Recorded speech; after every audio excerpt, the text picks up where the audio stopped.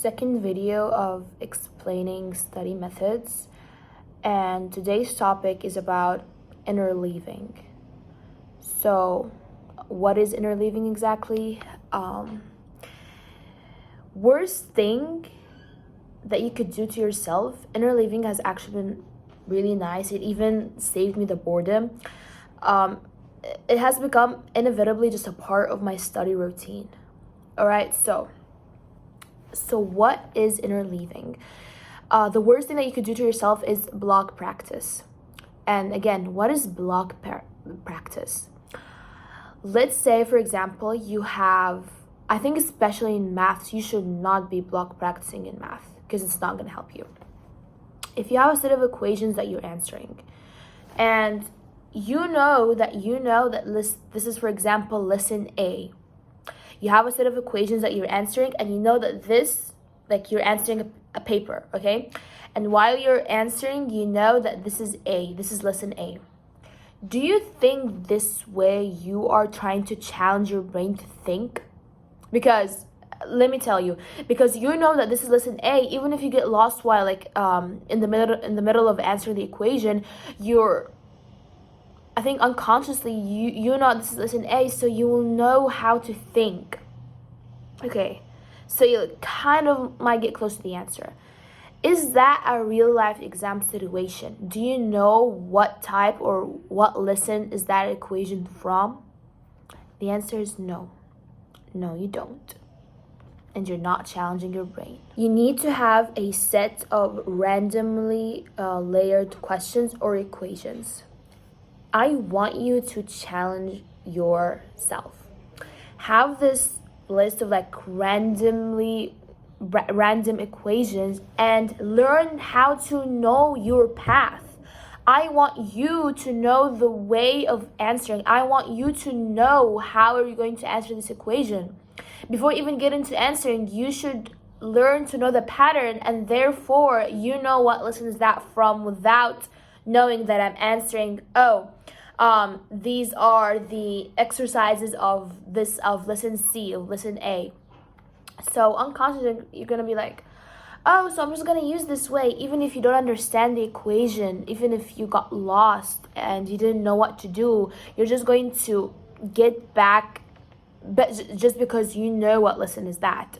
And that's not challenging your brain. Trust me, you could have been doing everything right. You've done 30 minutes, you've set up a timer, you're trying to prime, but then where is it? You're answering the first lesson A, that you know this is lesson A. Where is the point? Where is the challenge? Okay? And I think an excellent example of interleaving is past exam papers, of course.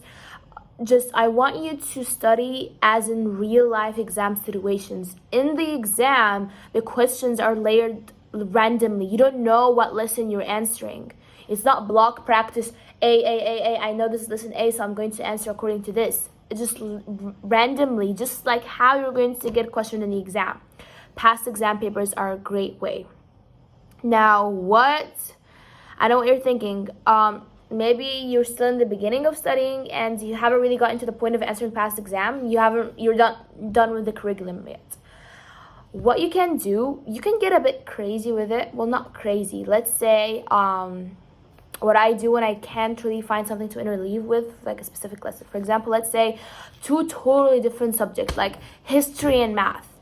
Totally different subjects. Nothing, okay? If you studied a lesson from here and a lesson from here, interleave them together. It might seem a bit weird. Why would I mix history, for example, and math? But trust me, just interleave as much as possible. Never block practice. Like lesson A, then lesson B, then lesson C. That's how you do it. Okay, so interleave two lessons. If you ever see me studying, I'll tell you, you'll always see me having two books in front of me. Two books. I'm always just answering in here, then I switch up and I close and I answer in the other one. Other side and other benefits of this, I think, is just getting rid of the boredom. Just block practice, A. And it does help your brain stay sharper, that mental side, because you're switching between two totally different subjects like history and math. You are training your brain to be able to shift the focus and to quickly think in another way. Like, you've just been answering an equation and boom, now you got into Lincoln. Now you got into history and memorizing stuff and all of that. And so shifting between two differently unrelated topics, so you can just have this mental sharpness while you're answering. And again, always try to stay challenging yourself. Don't make it yourself easy. Don't take studying easy on yourself at home, so it can take it hard. Make it hard so it can be really, really, really easy in the exam. And so, moral of all of this is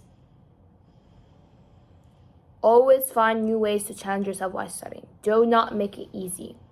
So think about this. Stop practicing 2 hours. These 2 hours in the morning is for English grammar, for example, or for English solely. And then 2 hours math, and then 2 hours, German, French language. Always interleave 15 minutes of answering one page of this, for example, 5 equations of math, and then another 10 history questions. So stop with the A study sessions and like start A, B, C, A, B, C, A, B, C. Interleave them both together. Helps. Okay, let's stay from the boredom side. Maybe you don't get bored. You don't care about that. Mental sharpness, actually answering past exam papers, how you're going to get questioned into the exam. You're testing yourself in real life, like examinations. Mental sharpness, your mind is switching between two totally different topics, and so it can quickly adapt to the shift in thinking and shift to focus. And of course, it really saves the boredom of just answering 50 questions in a row of just this topic that I already know. All right, so think about this. In the exam, you don't know what lesson you're answering, and so you create this map of how you're going to answer. He's not going to tell you this is lesson A or B.